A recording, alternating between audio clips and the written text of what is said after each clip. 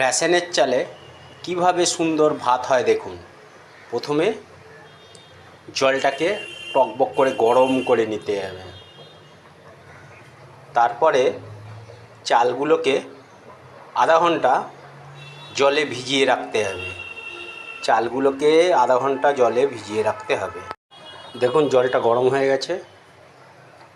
এবার আস্তে আস্তে চালগুলোকে তুলে দেবো।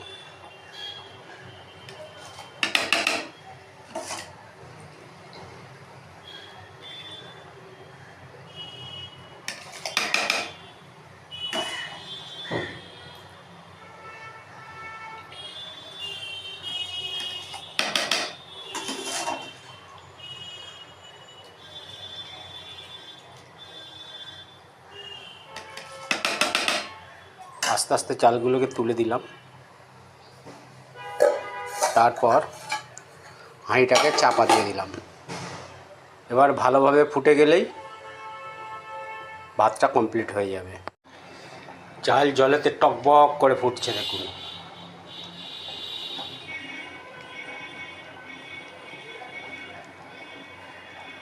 হয়ে গেছে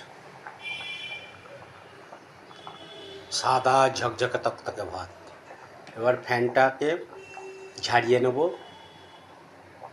তারপরে দেখা যাবে সাদা ঝকঝকে ভাত, রেশনের চালের ভাত। ভাতের ফ্যান ঝরাতে দেওয়া হয়ে গেছে। কিছুক্ষণ পর দেখা যাবে ঝকঝকে তকতকে ভাত, রেশনের চালের ঝকঝকে তকতকে ভাত। দেখুন সাদা ধপধপে ভাত,